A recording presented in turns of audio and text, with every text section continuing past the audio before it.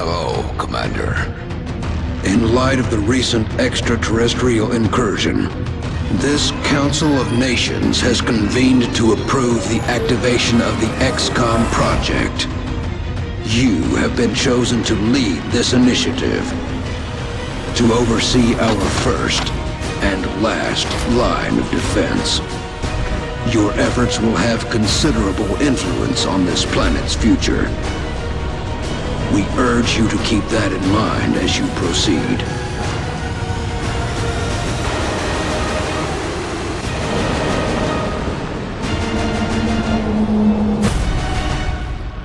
Good luck, Commander.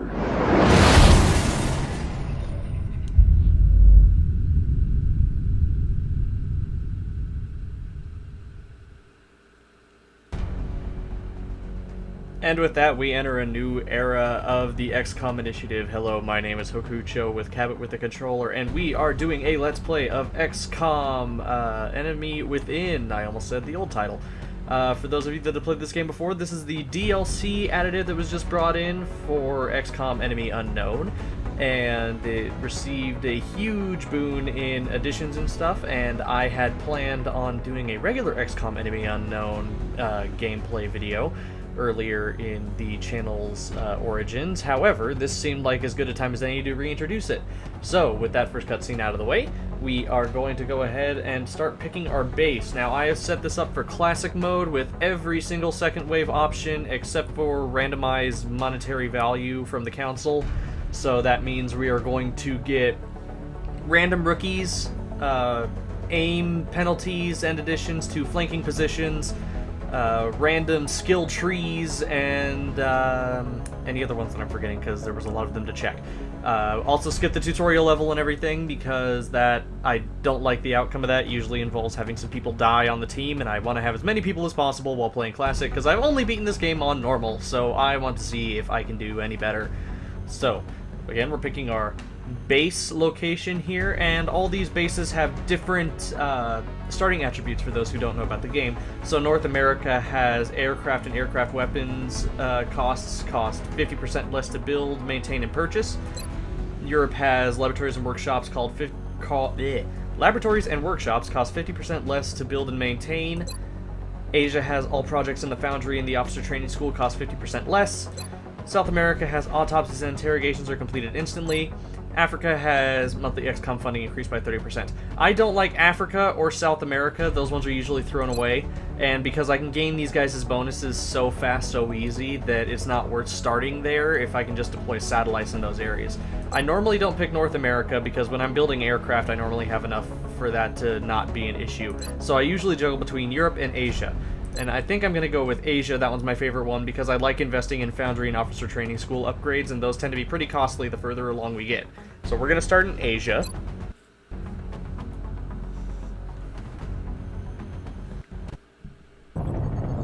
You'll be heading into Japan for the next mission. We've picked up a local broadcast indicating alien activity within a major metropolitan area. We should get down there and eliminate any hostiles. So it's just a regular neutralization mission, and we have our 4 guys, so we're going to go ahead and head on in.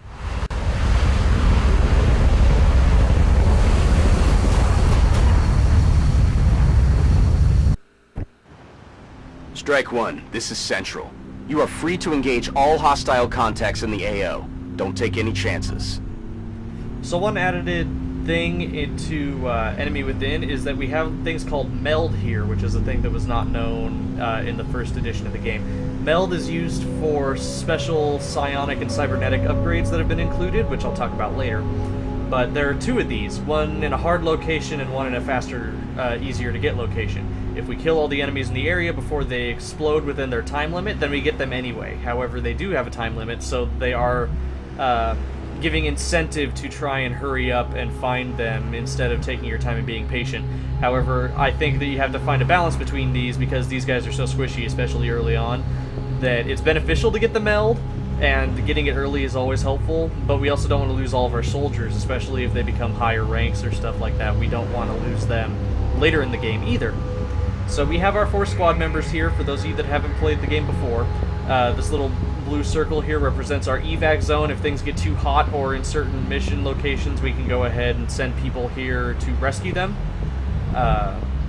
All of these guys are rookies right now, as indicated by their icons. It means that they're at the bottom of the upgrade list, and they hold no particular special skills or anything like that. They're basically the frontline cannon fodder soldiers. You start out with 4 squad members. You can upgrade up to 6. I'm going to try and stick to 4 because there's an achievement that I want to get that has us never upgrading the squad count limit. So if that ends up jeopardizing the mission, we'll go ahead and restart this walkthrough, or a gameplay thing, let's play, whatever it is that these things are called now, and we'll adapt to what we need to learn. So basically, I have my turn here where everybody can take either a movement action, as located in this blue area, and then do another action, or move into this yellow area that costs both actions. You can see that is indicated by these 2 tick marks under here. The 5 tick marks above them are representative of health. So I'm going to go ahead and start moving out here. Don't know how many enemies we're going to see, so I'm going to be careful here initially. Start pushing up slowly, and I'm going to put these guys into Overwatch, which is if they see anybody come into their field of vision, they will shoot at it with a slight aim penalty. Moving out. The shields on the vehicles and other things indicate what type of cover it is. Half cover is not as good as full cover, etc., etc. And standing in the open is most dangerous. So we just found our first 3 aliens here, and they're at quite a long range. And they're also out of the field of vision, so we're going to avoid them for now. Heading to that location. And I think I'm going to start pushing up through the building, because I see a lot of cover points in there that we can move to a bunch of different locations. So we can't see what they're doing because they're in the fog of war, so we don't know what exactly their motion is. Steph here was able to take a shot on that guy, and our Frenchman missed.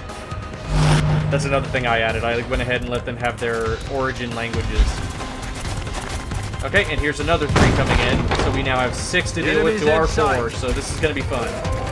All hell's broken loose immediately.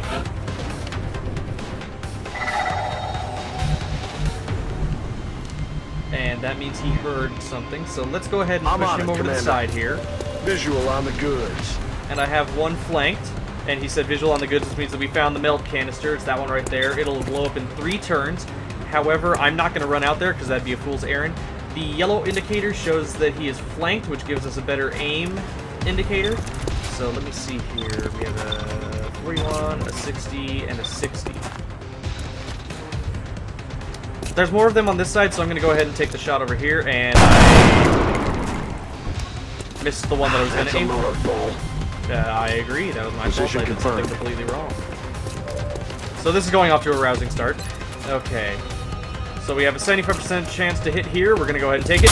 Going to bust out that window there. And it tends to go cinematic whenever they die. Pacified. So I'm going to move this guy up here to a little bit of half cover. Oh, okay, they got guys on Overwatch, so he's going to get taken shots at.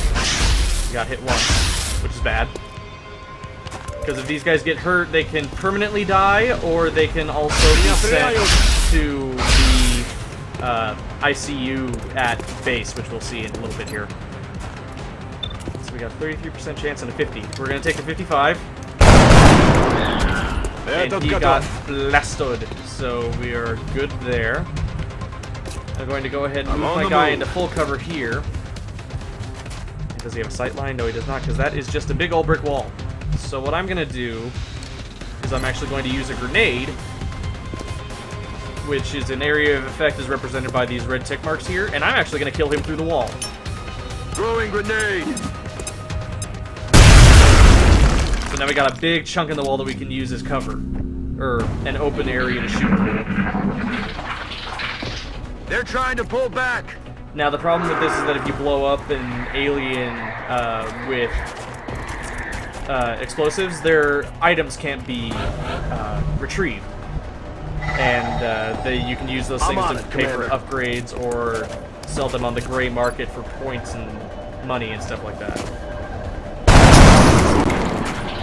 So so we're just going to keep pushing up here and try and take out as many guys as we can. I'm going to go ahead and set this guy to dash over here. Moving out. And I set him up to dash because I wanted to make sure he was able to get into the fight here. And Gusev is also going to take a shot at this guy, see what happens. And he got a hit, so that's good. Rookies have a very bad chance to hit. I'm rolling. Just because of their rank. And I have a guy flanked. Where is he flanked? Oh, it's that guy. Okay, so he's going to go ahead and finish him off here, hopefully. Yes! He's going to get taken down.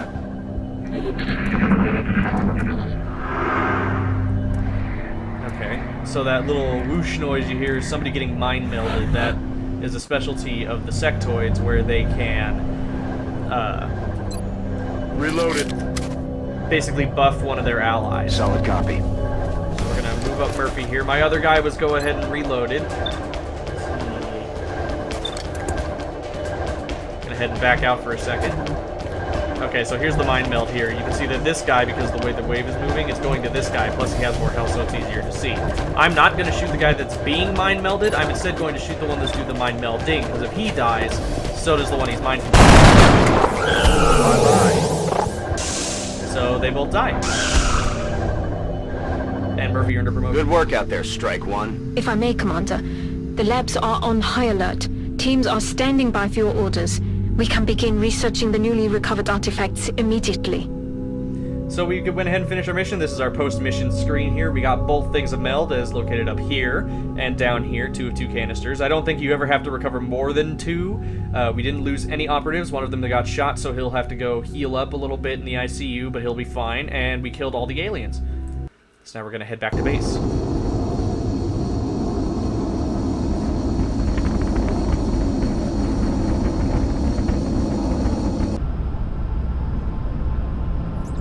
Commander to the research labs. Commander to the research...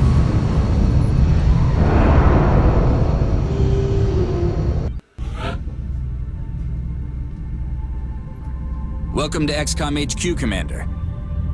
I'm Central Officer Bradford.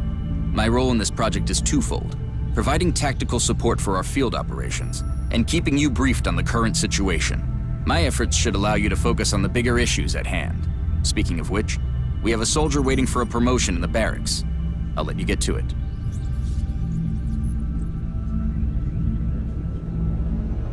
Okay, so this is our base here. To the research labs. And they want us to go to the research labs, which we'll deal with in a second. Right now, for Operation Hot Good, we got some guys that got some promotion, so we're going to go ahead and get them promoted.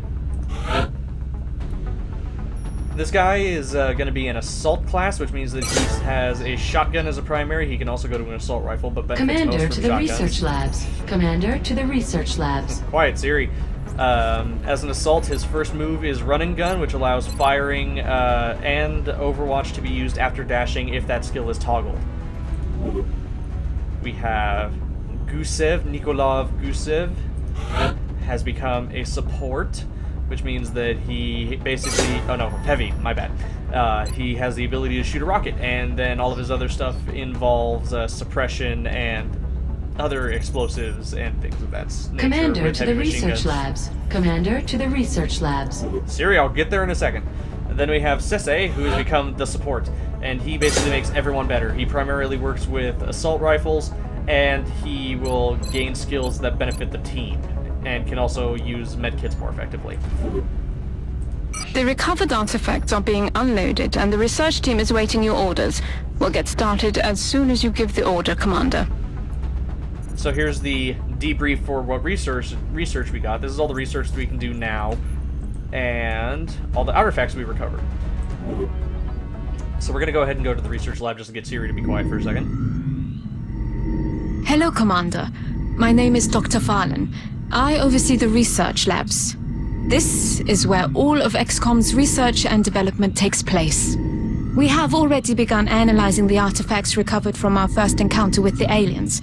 Based on our preliminary findings, we believe we can use them to develop some new equipment for our soldiers. With your approval, we will begin research immediately.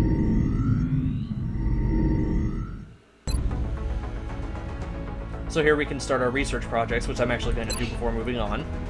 And I'm gonna do meld recombination because I want to get that started as soon as possible so that we can start seeing more of the new features. I agree. That does project. seem to be the most pressing of our current research options.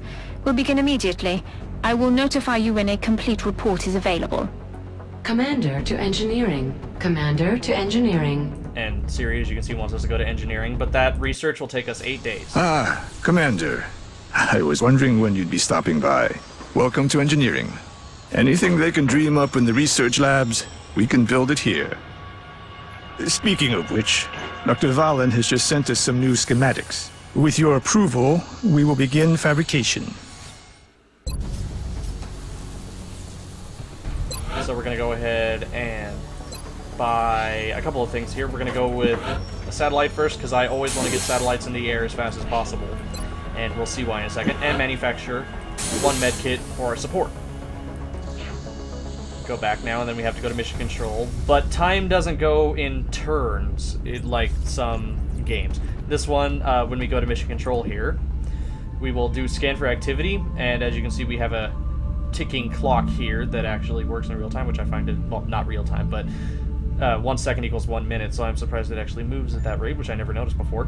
But when we scan for activity, we'll go ahead and see if we can find something going on in the world. So we have alien abductions reported, so we're going to look Commander, at the abduction sites. We've picked up multiple requests for assistance. Abductions in progress are marked on the hologlobe.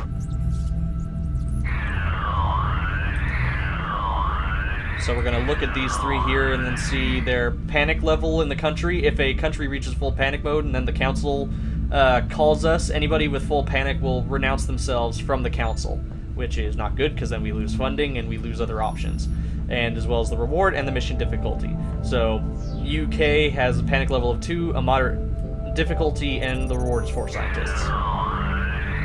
Argentina has 1 panic level, and its areas, of course. The panic level is for every country's area, but I've been told that it benefits the entire country that it's in if you go attend to it. They'll give us $200, and it's a moderate difficulty. And in Egypt, we're going to get 4 engineers. It's easy, and there is 1 level of panic. So I'm going to go to the UK, but before then, I will go ahead and give you guys a reprieve from the last mission, and I will see you guys on the next episode.